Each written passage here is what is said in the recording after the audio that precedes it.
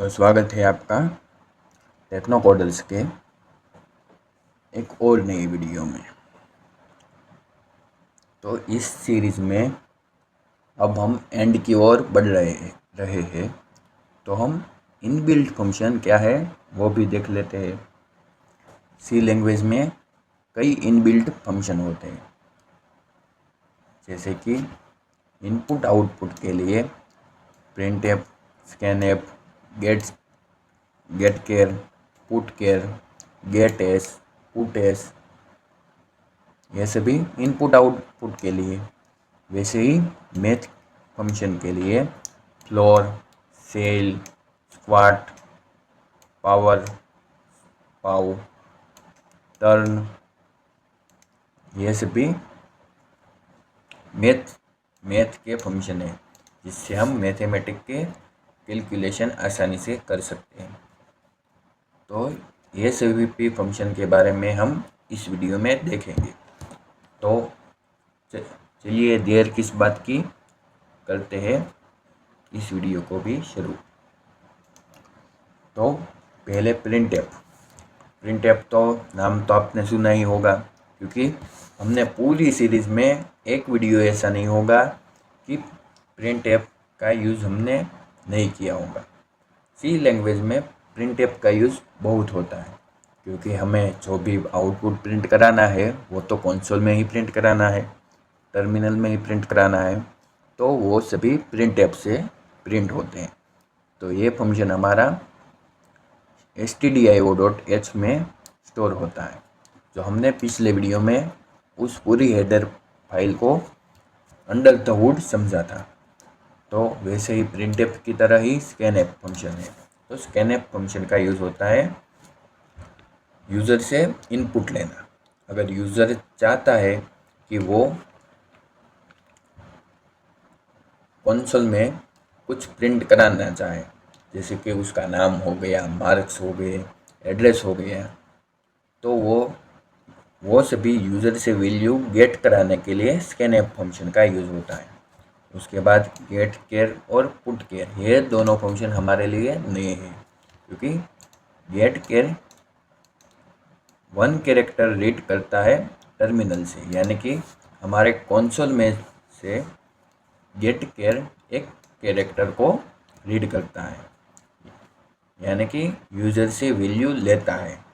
वैसे ही put care use होता है एक कैरेक्टर को डिस्प्ले कराने के लिए। पुट केयर में हम कैरेक्टर को डिस्प्ले करा सकते हैं। उसके बाद गेट एस, यानी कि यूज़र से कोई स्ट्रिंग लेनी हो हमको, तो गेट एस का यूज़ होता है। वैसे ही पुट एस यानी कि स्ट्रिंग को राइट करना, यानी कि कंसोल में लिखने के लिए पुट एस का यूज़ होता है। पुट एस प्रिंटफ की तरह यूज़ होता है। पुट एस और पुट केयर दोनों प्रिंटफ की तरह यूज़ होता है, और गेट केयर और गेट एस स्कैनफ की तरह यूज़ होते हैं। तो पहले हम इनपुट आउटपुट फंक्शन को कोडिंग देखते हैं। तो कोडिंग के लिए हम VS कोड का यूज़ करते हैं। तो VS कोड ओपन हो गए, उसमें हम नया एक फोल्डर बना लेते हैं, इसका नाम हम टेंथ फोल्डर बन गए। उसमें हम लिखते हैं इनबिल्ट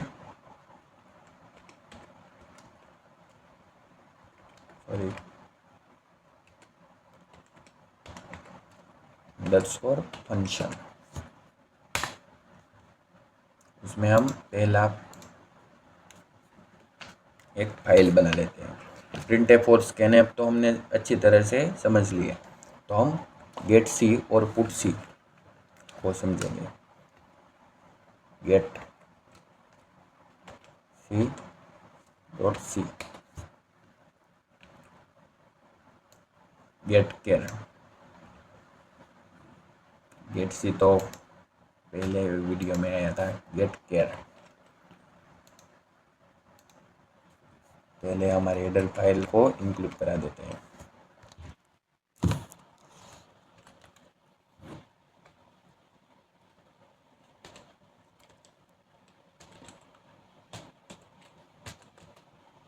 वॉइड मेन में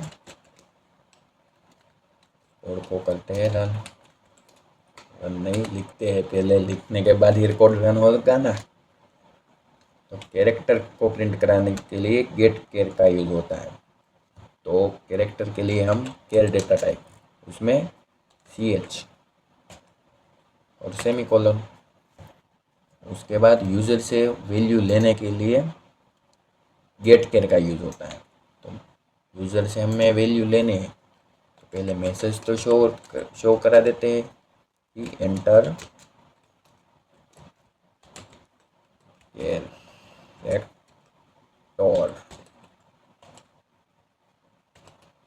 उसके बाद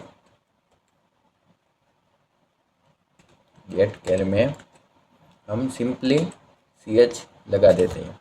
स्कैनएफ में हमें बताना पड़ता था कि उसके डेटा टाइप क्या है, %d से %s से कि कौन सी वैल्यू हम ले रहे हैं।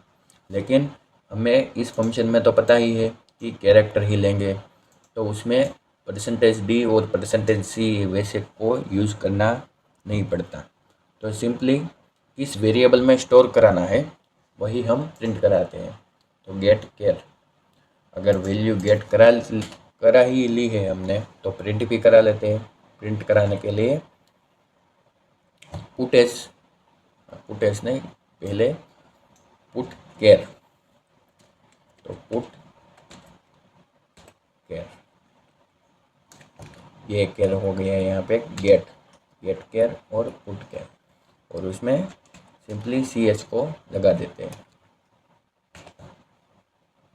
यहाँ पे आखिर में एक /n लगा देते हैं क्योंकि नई लाइन में आ जाए। कोड को करते हैं रन। अब हमारे पास आउटपुट में क्या है,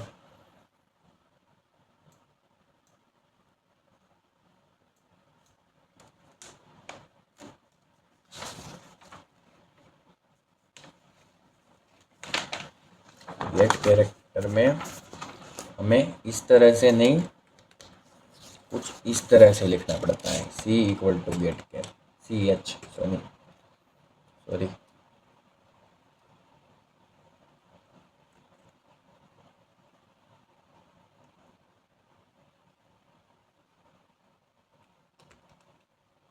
यहाँ पे ch ही लिखा था शायद हमने।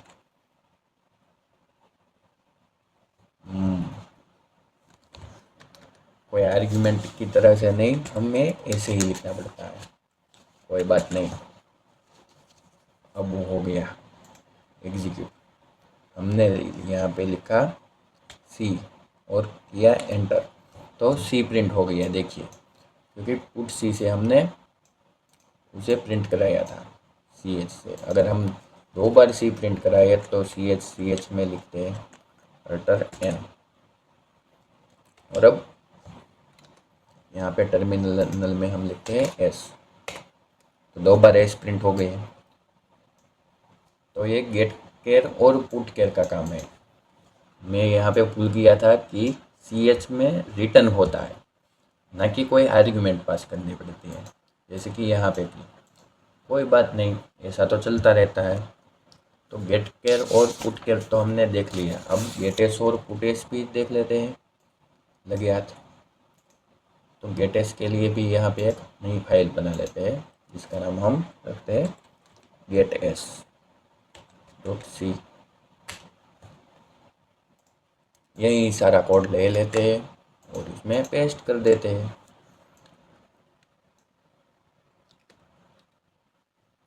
गेट एस से ही पता चलता है कि ये स्ट्रिंग है।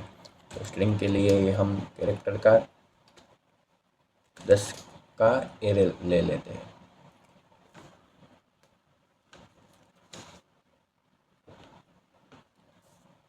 गेट एस के लिए जो हमने पहले लिखा था गेट एस, और कहाँ से वैल्यू कहाँ पे स्टोर करनी है, यानी कि ch में। तो ये वैल्यू गेट हो गई, और वैल्यू को प्रिंट कराने के लिए पुट एस सिंपली, और यहाँ पे ch को हमने प्रिंट करा लिया। यहाँ पे हम मैसेज एक दे देते हैं प्रिंट एफ से कि वैल्यू हमारे पास क्या आई। ताकि हमें पता रहे। तो यहाँ से स्लेशन हटा देते हैं क्योंकि इनपुट भी नीचे की लाइन में आ रहा है। देखिए एंटर कैरेक्टर आ गया और यहाँ पे हम लिखते हैं सब्सक्राइब। सब्सक्राइब करना मत भूलिएगा।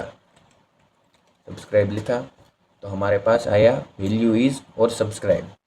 तो ये स्ट्रिंग के लिए हम गेटएस और पुटएस दोनों का यूज़ कर सकते हैं। तो अब गेटएस और पुटएस हो गए तो हमारे सारे इनपुट आउटपुट के फंक्शन समाप्त हो गए। और फाइल के फंक्शन तो हमने पहले ही देख लिए थे, वो भी इनबिल्ट होते हैं जो सी लैंग्वेज के द्वारा बनाए गए। तो वैसे ही मैथ के फंक्शन है। मैथ्स के फंक्शन कुछ ये सब है, फ्लोर, सेल, स्क्वाट, पाव और टर्न। इन सभी नाम से डरिएगा मत, क्योंकि फ्लोर यानी कि हमारे मैथ्स की लाइब्रेरी में, हमारे मैथ्स सब्जेक्ट में, जैसे कि फ्लोर यानी कि पॉइंट की जो नीचे की वैल्यू होती है उसे हम फ्लोर कहते हैं।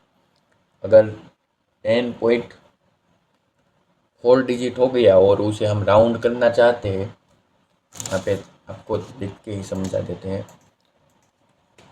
अगर 10.4 हो तो उसका राउंड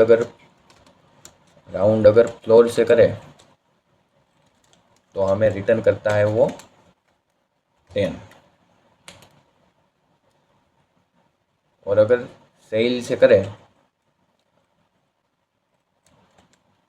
सेल से करें तो वो हमें रिटर्न करता है 11, क्योंकि वो हमेशा बड़ी वैल्यू रिटर्न करता है। अगर 0.1 भी हो तो भी वो उसके बाद की वैल्यू ही रिटर्न करता है। तो ये सेल हो गया। फ्लोर और सेल समझ लिया। तो उसके बाद स्क्वाट आता है। स्क्वाट यानी कि स्क्वायर रूट। उसमें 2 आर्ग्यूमेंट होती है, एक स्क्वायर रूट, 2 नहीं, सिंपली 1 ही आर्ग्यूमेंट होती है कि किसका हमें स्क्वायर रूट निकालना है। उसके बाद पाव यानी कि पावर। हम पावर का यूज़ हमें किसी भी नंबर का पावर निकालना हो तो हम पाव फंक्शन का यूज़ करते हैं। उसके बाद टर्न फंक्शन इंटीजर रिटर्न करता है। अगर हमें किसी को वेरिएबल को इंटीजर में कन्वर्ट करना हो तो हम टर्न सीएल, टर्न सीएफ का यूज़ करते हैं। तो उसे भी हम देखते हैं। तो हम फ्लोर को पहले देखते हैं। तो चलिए कोड की ओर चलते हैं। यहाँ पे एक फाइल बना लेते हैं, floor.c। तो फ्लोर में हमें सभी मैथ फंक्शन को इंक्लूड कराने के लिए math.h लाइब्रेरी का यूज़ करना पड़ता है। तो पहले stdio.h तो हमें लगती ही है, और उसके बाद math.h।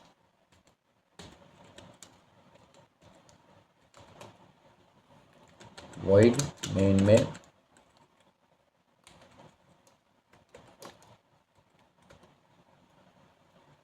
हम इंटीजर एक वेरिएबल ले लेते हैं जिसका नाम हम नंबर रखते हैं, सॉरी फ्लोट ले लेते हैं, फ्लोट नंबर।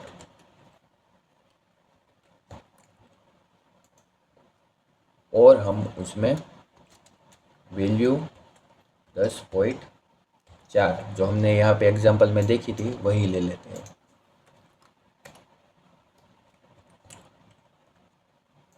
और एक यहाँ पे नंबर ले लेते हैं जिसकी वैल्यू हम वेरिएबल का नाम ले लेते हैं आंसर। और आंसर में हम ले लेते हैं फ्लोर फंक्शन से रिटर्न किया गया वैल्यू।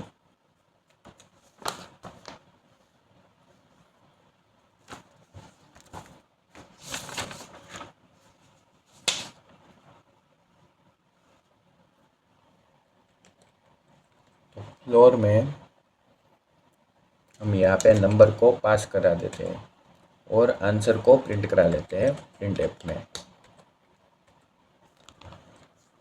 परसेंटेज एफ यहाँ पे लगेगा क्योंकि फ्लोटिंग पॉइंट है। उसके बाद आंसर को प्रिंट करा लेते हैं और कोड को करते हैं रन। तो यहाँ पे सिंपली 10 प्रिंट हो गया, जैसे कि हमने देखा था। अगर फ्लोर है तो 10 प्रिंट होगा। अगर हम यहाँ पे सेल यूज़ करते हैं तो क्या प्रिंट होता, answer equal to ceil, CEIL, और उसमें हम नंबर को पास करा लेते हैं। तो इस केस में हमारे पास 11 रिटर्न होते हैं। देखिए, तो जैसे कि हमने एग्जांपल में देखा था, अगर सेल हुआ तो 11 रिटर्न होगा। तो हमने फ्लोर और सेल सीख लिया। तो अब स्क्वाट भी देख लेते हैं। हमें फ्लोर डॉट सी की बजाय मैथ डॉट सी नाम देना चाहिए था। कोई बात नहीं, आप समझ जाएंगे। तो उसके लिए हम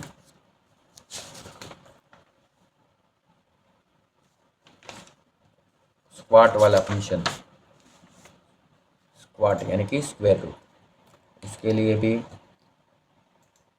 हम इसको भी करते हैं सेल को भी कमेंट, और इसको भी करते हैं पहले डुप्लीकेट और इसको कमेंट कर देते हैं। फ्लोटिंग पॉइंट का तो अभी फिलहाल काम ख़त्म हो गया है। तो इंटीजर ले लेते हैं आंसर नाम से।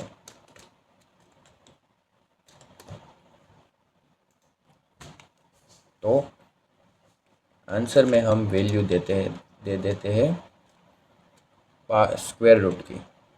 SQRT फंक्शन जो रिटर्न करता है वो आंसर में रिटर्न हो जाएगा, और उसके बाद आंसर को हम प्रिंट करा देंगे। तो अगर हम 25 का स्क्वायर रूट निकालेंगे तो हमारे पास आंसर में क्या आएगा, 5 आएगा। तो चलिए देखते हैं 5 आया। देखिए, अगर हम 9 का स्क्वायर रूट निकालेंगे तो हमारे पास क्या आएगा, 3 आएगा। देखिए, हमारे पास 3 आएंगे। अगर हम वैसे ही अगर 4 का स्क्वायर रूट निकालेंगे तो हमारे पास 2 आएगा। और 36 का 6 आ गया। तो ये तो स्क्वायर रूट हो गया। तो अब स्क्वायर रूट का तो हमें पता चल गया। तो अब पावर क्या है, पावर यानी कि पावर ऑफ गिवन नंबर। जैसे कि अगर हम यहाँ पे आंसर में ले लेते हैं आंसर इक्वल टू पावर, और पावर में हमें 2 वेरिएबल को पास करना पड़ता है। तो हम यहाँ पे पहली वैल्यू में 3 को डाल देते हैं और दूसरे में 2 को। तो 3 और 2 का पावर हमें प्रिंट होगा। तो यहाँ पे 9 प्रिंट होगा। देखिए, 3 का पावर ऑफ 3 को अगर 2 से मल्टीप्लाई करें 2 बार तो हमारे पास 9 प्रिंट होगा। अगर 3 को 3 बार मल्टीप्लाई करें तो 27, यानी कि 3 का घन हमारे पास 27 आता है। तो वैसे ही अगर 2 का घन क्या होता है, 8, और 2 का वर्ग 4 होता है। 2 का स्क्वायर 4।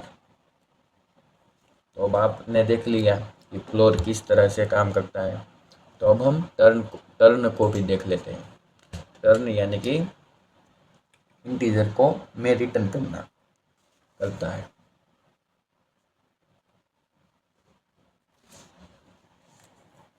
तो हम यहाँ पे ही आंसर में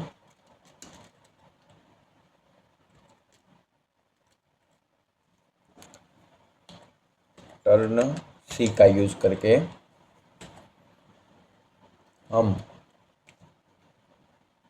10.16 को टर्न सी करेंगे। तो यहाँ पे फ्लोट ले लेते हैं, इंटीजर की बजाय यहाँ पे इंटीजर ही रहने देते हैं और यह फ्लोट वाले कमेंट को हटा देते हैं।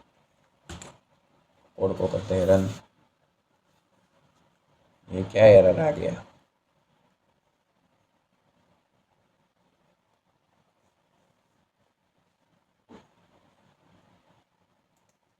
TRUNC टर्न सी स्पेलिंग मिस्टेक हो गई। तो देखिए 10.16 का इंटीजर 10 हो गया, ये टर्न सी हो गया। और उसके बाद हम टर्न सी एल को भी देख लेते हैं। तो उसका भी 10 आ गया, यानी कि ये प्योर इंटीजर रिटर्न करता है। लेकिन हमने फ्लोट डेटा टाइप ली है तो ये कन्वर्ट हो जाएगा फ्लोट में, तो पीछे शून्य लग जाएंगे। तो अब हमने इनबिल्ट फंक्शन देख ली है सी लैंग्वेज में क्या है। तो अब आगे एक और नई वीडियो में मिलेंगे, तो चैनल को सब्सक्राइब करना मत भूलिएगा।